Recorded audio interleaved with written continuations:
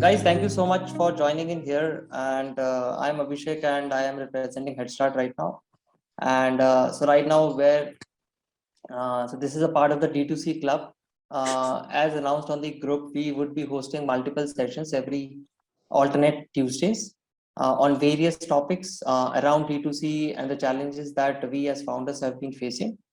So we bring in the experts here to solve these problems.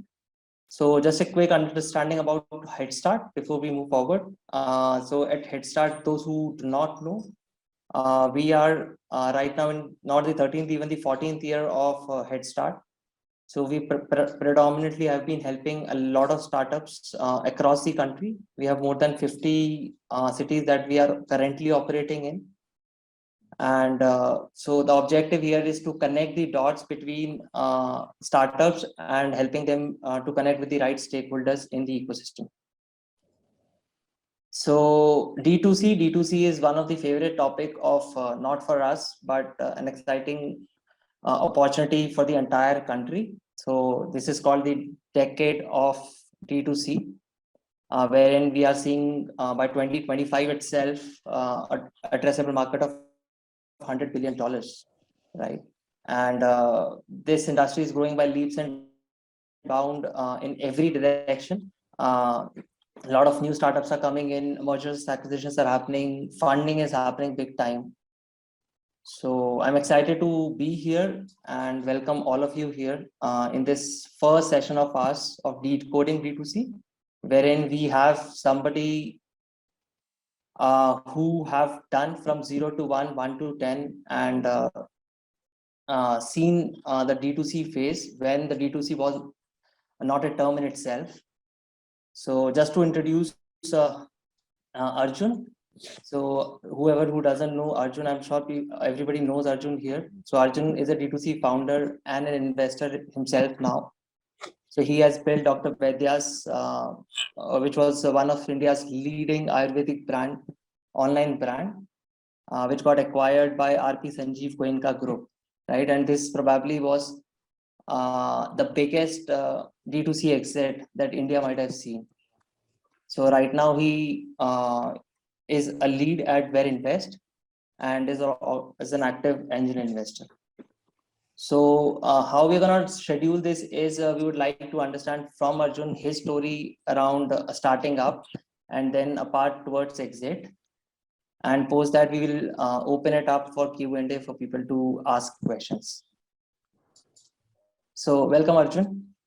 Hey Abhishek, hi. Thanks for the introduction. And look, I think excited to be here with other folks who are interested in this ecosystem. I think some of you may already know me, and for all those that don't, I'll do a really quick introduction, share my journey. But since it's a small group, actually, happy to make it a discussion rather than just me talking.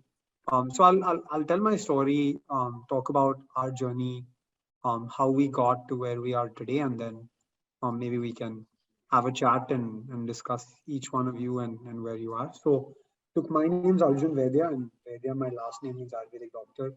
I come from a legacy of 150 years of Ayurveda in my family. My grandfather, great-grandfather, and generations before, all Ayurvedic doctors. The legacy of our business was not a business, actually. My grandfather ran a clinic which he inherited from his father in Bombay, had 300 to 350 patients a day in his clinic, had 4,000 plus patients on a monthly basis, writing them via post, which was the e-commerce of that time. But he didn't really care for sales, distribution, marketing, or strategy. He was a doctor. He cared for service of his people.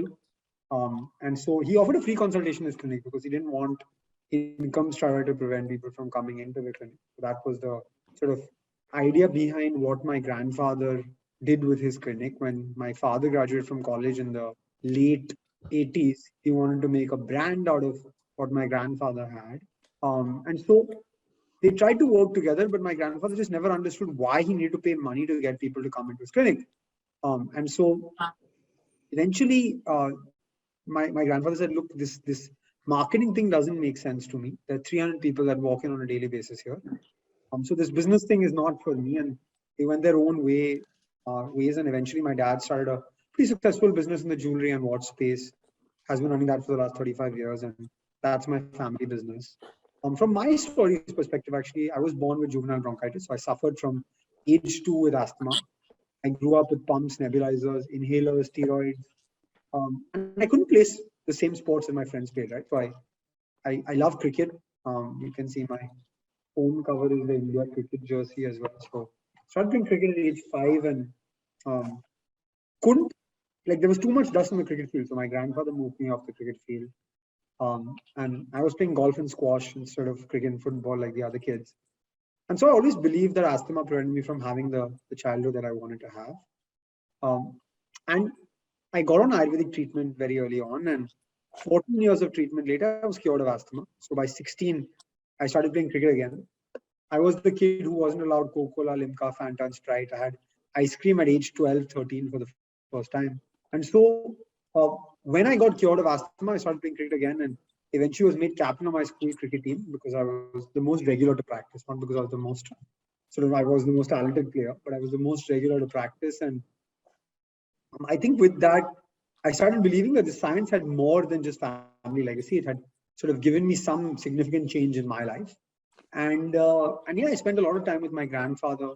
I transcribed our family formulations from scriptures to the computer.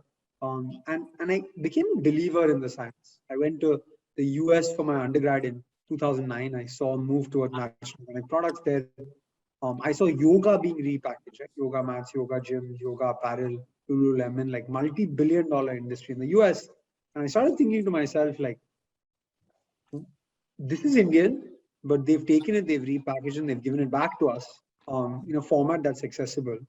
But Indian companies have nothing to do with the proliferation of yoga, right? Nothing at all.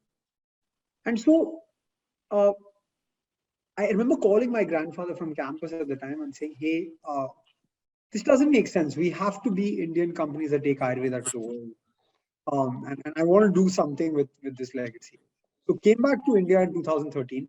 I got a job in private equity in finance. I worked at a fund called L Capital, now called L Capital, a consumer sector focused private equity fund. And so I spent a lot of time with various businesses in the consumer space, from apparel, fashion, lifestyle, retail, wines and spirits across the board. And experience saw like a bunch of changes happen in the Indian consumer. So the first one I saw is I grew up in the 90s in India obsessed with imported products. I was gifted a Japanese electronic sharpener for my 11th birthday from a store that only sold imported products. Because at that time, what was imported was good, what was considered Indian was not so good. This had changed, right? So I was now working at a fund which was an investor in Fab India. And I saw that Indians were happy to consume essentially Indian brands. I also saw e-commerce was here to stay. I was the youngest member of the team. I got to spend time on e-commerce and the e-commerce space. I spent with companies like Pepperfry, Myntra, Jabong, and I saw that these are not just, this is not just a fad, right? This is a change in customer behavior. And the third thing is Ayurveda was undergoing a renaissance. Since independent India, there had been the excitement towards Ayurveda had never been so much, right? And so this was the macro context that I was seeing. From the micro perspective, unfortunately, my grandfather passed, right? So we had this rich legacy. I remember the promise I made him. And so I said, look, I have to do something with this. I have to take this forward. So I quit my job. I started a company, named it after my grandfather, called it Dr. Vaidya, to take his formulations and make it appealing and accessible to modern consumers. When we started offline, because in October 2016, that's where FMCG consumer brands were being built. And we failed miserably, right? So we had a big launch event. We signed up 6 distributors. We put out 10 lakhs worth of stock in the market in Bombay, had 22 sales reps. And 3 months later, I got 90% of the stock back.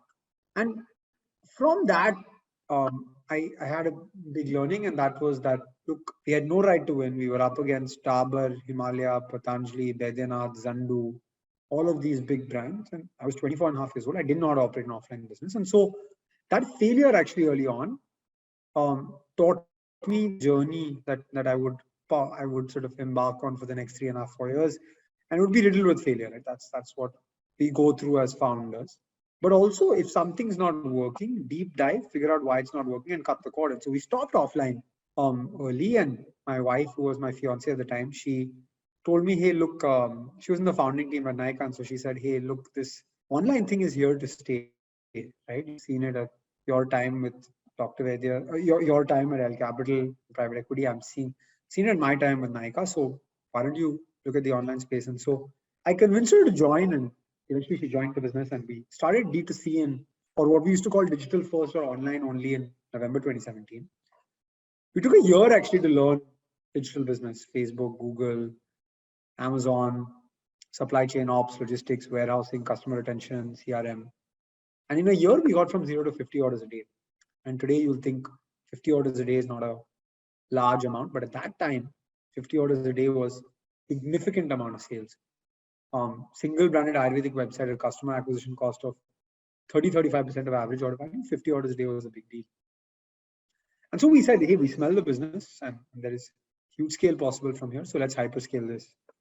Long story short, in 2 years, we scaled from 50 to 5,000 orders a day, launched 80 products, took Ayurveda to 16,500 pin codes, had 2 million plus transacting customers. But if you ask me what's the biggest success of Dr. Vaidya's, and we scaled to India's largest Ayurveda brand online, Dr. Vaidya's, it was we gave access to consumers from Muzaffarnagar to Mizoram, from Anantnag to Trichy, access to high quality Ayurvedic products, a free consultation and care at the touch of their fingertips. And no one had done this before. And so we had an amazing run, scaled obviously exponentially in COVID. We raised a Series A from RP Sanjeev Goenka Group, $5 million in June 2019. And eventually, November 2020, they made an offer to buy the business. And at that time, I mean, obviously not easy to exit a business, but my wife and I thought it was the right time. We had done what we had to, and so we accepted their offer, hand over the business to them. And in March 2021, we sold our equity position and exited the business. I think from then, our objective was to give back to the ecosystem. Our objective was to sort of help the next generation of founders. So we mentored, advised some 600 plus D2C founders in the last 7-8 months, invested in 50 plus companies from an angel capacity. We teach a course now, a cohort-based course on D2C through one of my portfolio companies called Growth School, where we teach our 4.5 years in 8 weeks, product, brand, customer acquisition, marketing, website, retention, marketplaces, ops, logistics, and then eventually hyperscaling. That's been fun. We had 140 founders join our last cohort, and our next one launches end of March. So that should be about 200 founders. And I think I now run obviously a VC fund. I run the venture arm of Verlinvest, do sort of early stage investing in consumer. But if I was to sort of step back and think about where we are today, right? I think Abhishek said it when he talked about sort of the opportunity we have with D2C. What's clear is my father had never placed an order online until the pandemic hit. He's placed more than 25 orders on Amazon. Now shops through his Instagram feed on D2C brands. My mom had not set up online banking. Now she asks people why they don't accept GPay. So that's fundamentally changed, right? And with that, as D2C brands, we have consumer acceptance, a large opportunity, and the ability to build genuinely meaningful, large sort of outcomes with this. What I would say though is that the ecosystem has grown exponentially, and with that growth in the ecosystem, there's also a lot of competition, right? Where there was one brand, now there are 20 brands, 30 brands. And so to be able to get our basics right and to be able to solve for those basic problems early on, that's really important. But yeah, that's my story and my journey. Because it's a small group, happy to open it up to a discussion, questions, however we want to take this conversation forward. Sure. Arjun, I think a very inspiring story in such a short span of time. We have not seen like many exits like yours, right? At least in a D2C space, and it's a huge success for founders and its team when such things happen. So when you were talking about you raising funds in 2019 from RP Sanjeev and Goenka Group. So how was your journey? Like since we have people from all stages, from 0 to 1, 1 to 10, right? So from your perspective, while you were hyperscaling, what was the thought process and how was how your investment went from 0 to 1 and 1 to 10, right? How it sort of helped you grow your business. Look, I think from a 0 to 1 perspective, I always recommend founders in D2C do a POC themselves.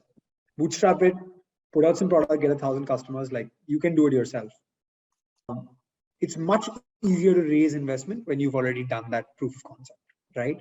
And so once we had done that proof of concept, which was get 50 orders a day on our website, we then went out to raise capital and eventually got our investors.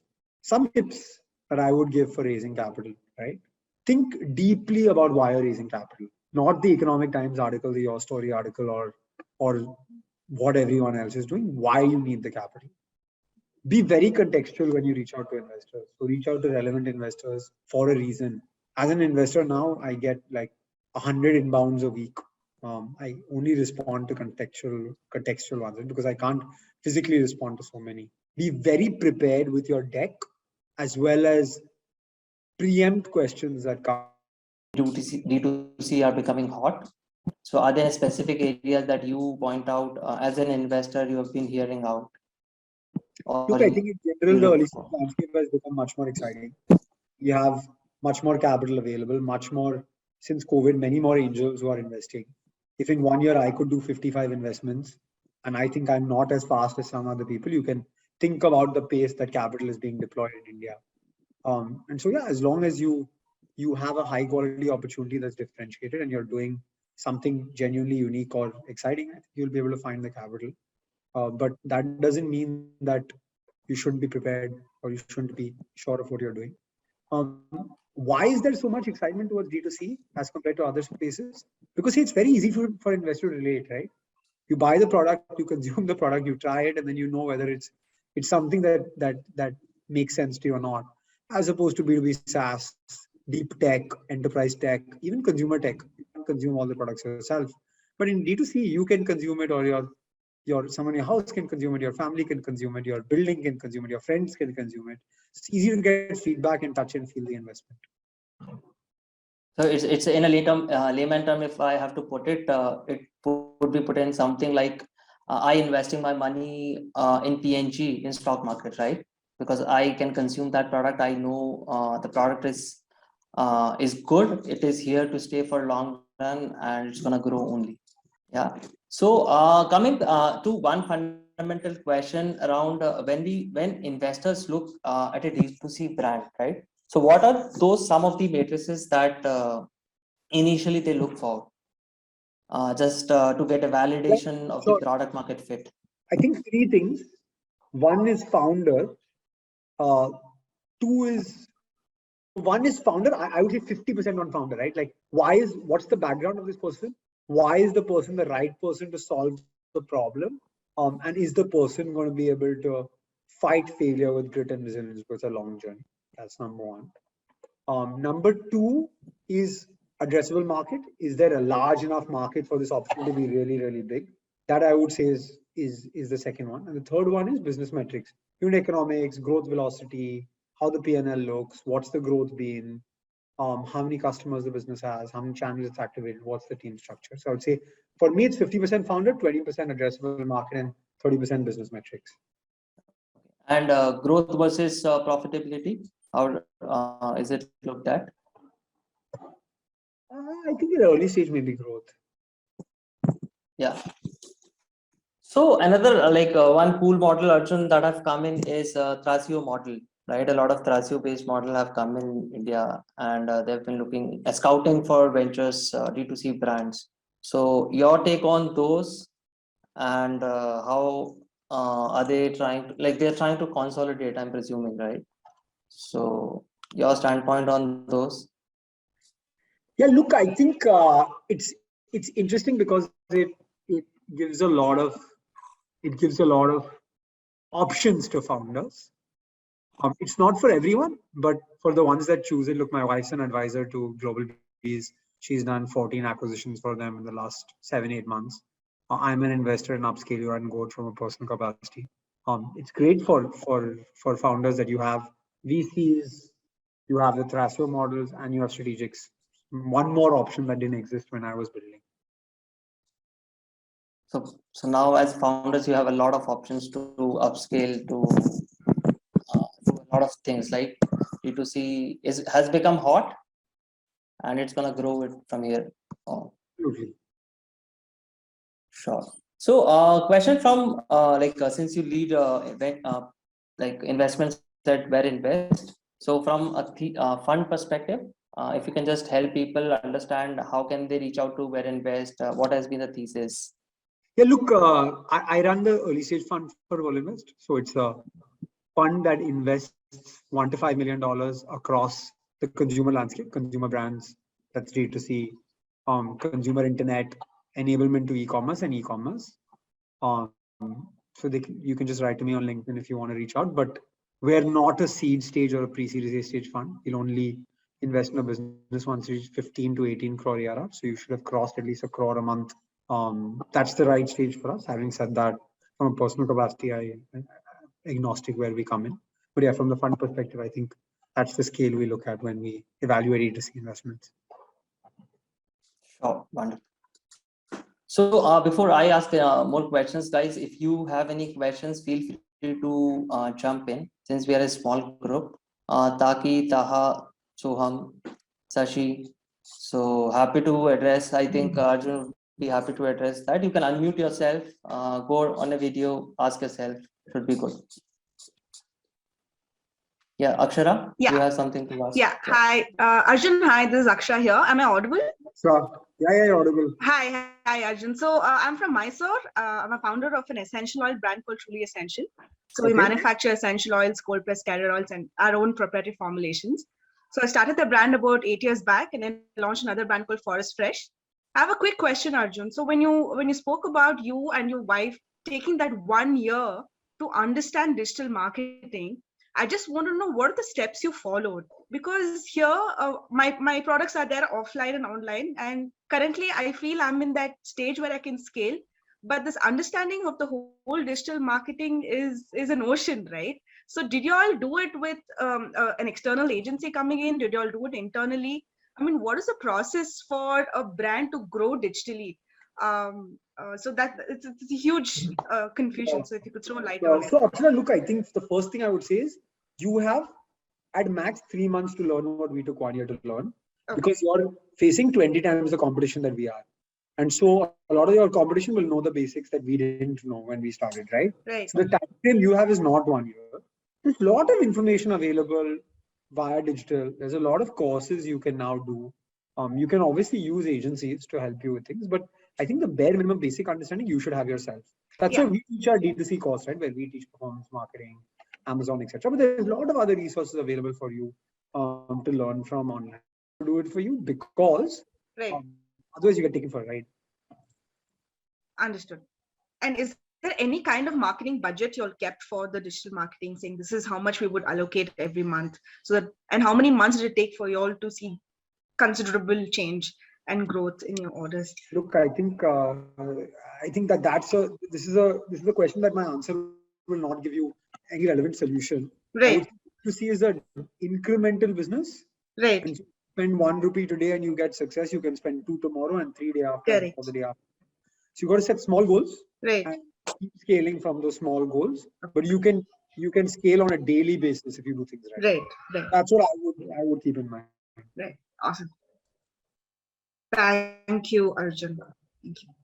Great, Akshara. Thank you. Yeah, I see Taki here on the video. Yes, Taki. Hi, Arjun. So I come from a hardcore Ayurvedic result-oriented background that is almost similar to what you have done so far. So my question is that we are growing month on month, and I am at a position wherein I need to scale up my operations to 10x, and for that I'll be needing funds. So I just wanted to understand for this funding process. Number one question that I have is what are the prerequisites to understand the valuation of a company, or to understand what exactly does it take to get the valuation? I think it's not so complicated in D2C. So I would say that D2C brands in early stage get valued on a multiple of sales, and so deals happen. So is there any Is there any specific method? Because I've seen Shark Tank, there are no, hard and fast rule. That is what I What does got a to know founder from look? What does an investor look at exactly. when assessing Yeah. a company? For instance, I'm having 15 lakh sales month on month. So is there any formula, straight-jacketed formula that this is what investors look for? If there was a formula, you would find it on YouTube, on Google, right? Yeah, I yeah. mean, if it was that simple, then every D2C brand would be valued the same way. I think. Right. What do So if I look were at? to value myself, what all things should I take care of before I go ahead with pitch? Look, I think, how do I look at investing? And everyone looks at investing differently. I would say founder, addressable market, and business metrics. Basis that, I would come up with an idea, but I'll give you the range, right? So you can be valued anywhere between 3 to 10 times sales. But realistically, if I was to put a number that you should expect for your business doing 15 lakhs a month in the Ayurvedic space, somewhere between 6 to 9 crores is the value of the business today. All right. Okay. I don't know Thank anything, you. but I'm just saying that anywhere between 6 to 10 crores. You're would be giving a rough idea about how it works. So just adding to that How do they question. get to that number, right? How do they get to that number? 15 lakhs a month on an annualized basis, right, is 1.8 crores per year. Right. So 4 to 5 times that would be 7.2 to 9 crores. That's All right. and then Okay. much 3.5 to 6 times that would be 6 to 10 crores. Arjun, just jumping onto the same question, how important is the brand value, right? When we talk about social media, like there are people who are selling a lot of products on Amazon versus people selling majority of their products from their website. Does it impact the valuation matrix out there? Yes, it does, because you're investing in a brand, and so I've seen investors now value quality of revenue as well. So they value D2C or website revenue more than third-party marketplace revenue. And I also believe that someone who has a strong community, a strong loyal user base, will get valued at a higher multiple than someone who just tactically sells products. Yeah, makes sense. Anybody else who have questions? Hey Arjun, Shashi what's here. up, man? How's it going? What's up, Shashi? How are you? Going good, bro. So, hey, Arjun and me are friends, for the record. But Arjun, just for the rest of the crew, I'm just gonna say I run a nutrition company, and the brand's called Into Nutrition. So Arjun, I had a couple of questions, and just thought maybe you can put some light on.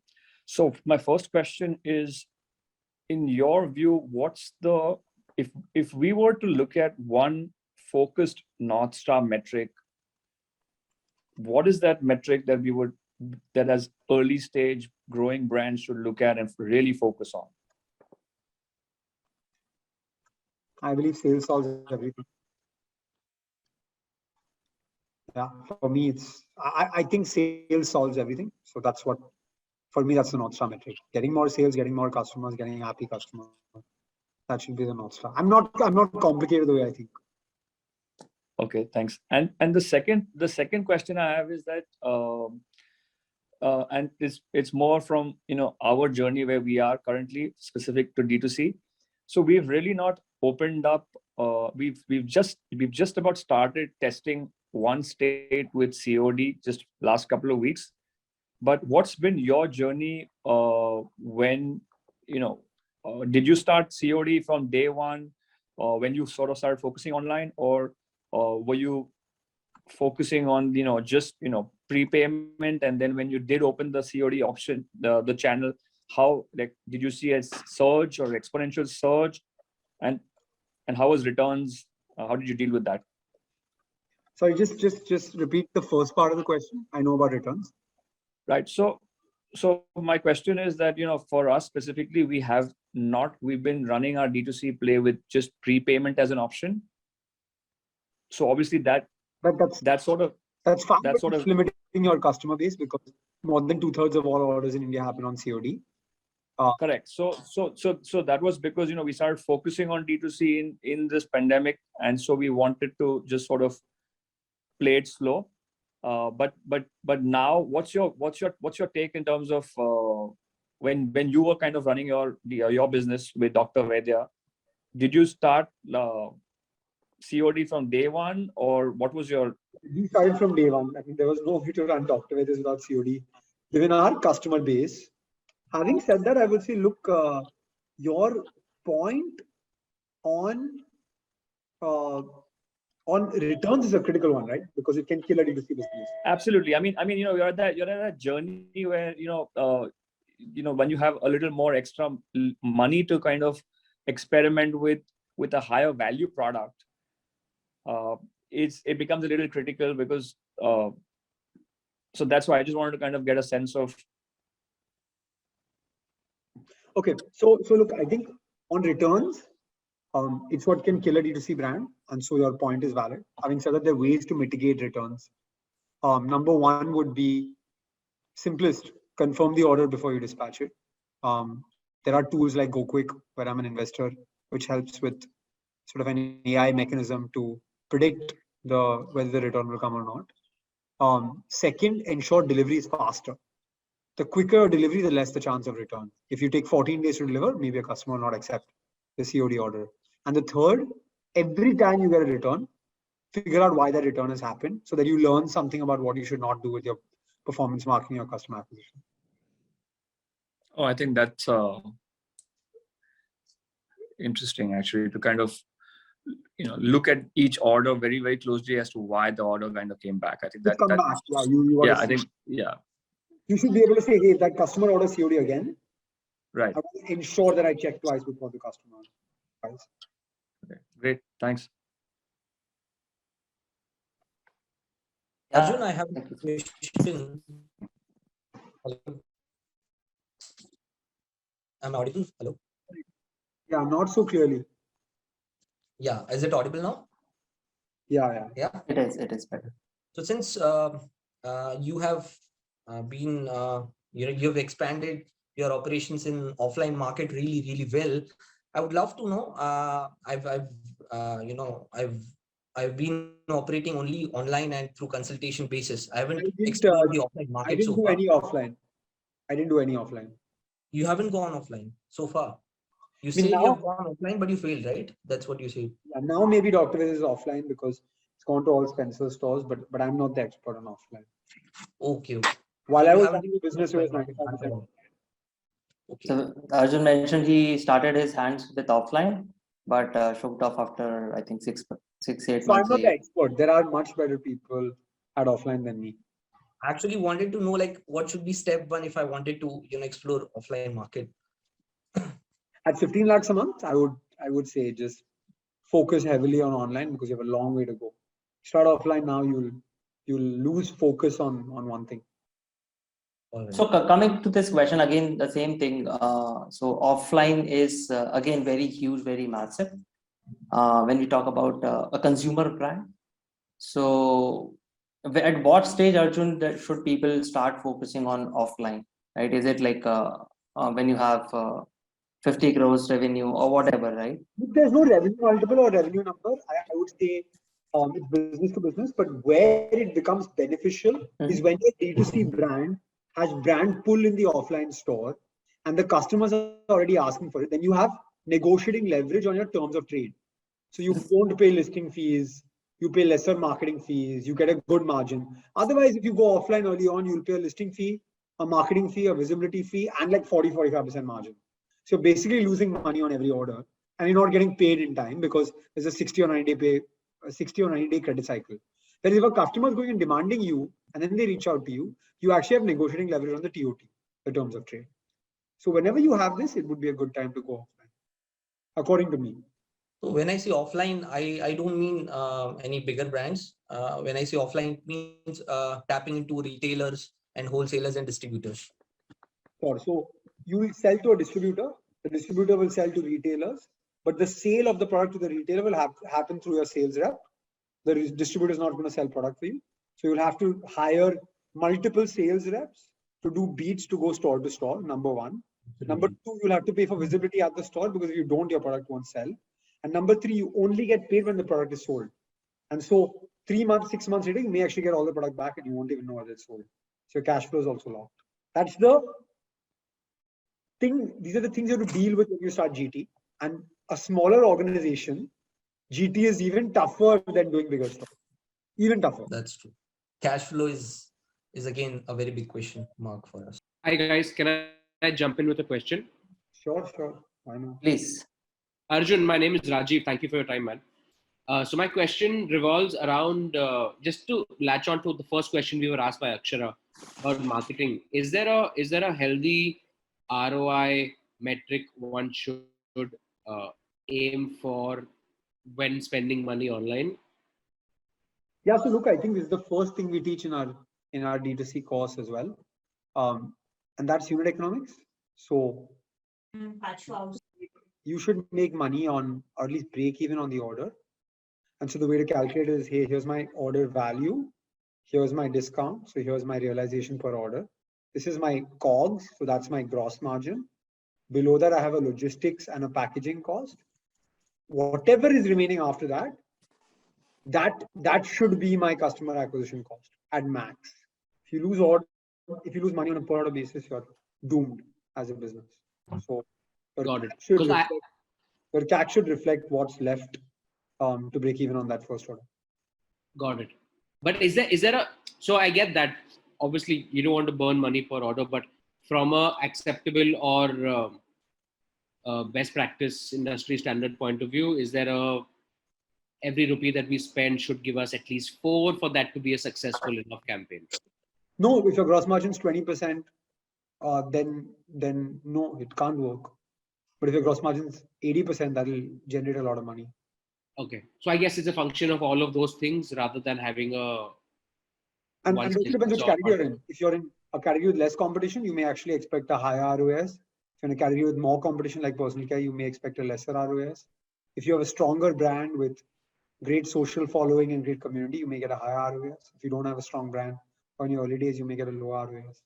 So at each stage, there is some acceptability. Again, if you're spending 5,000 rupees a day, you may get a higher ROS, but when you scale it to 50,000 rupees a day, your ROS will drop.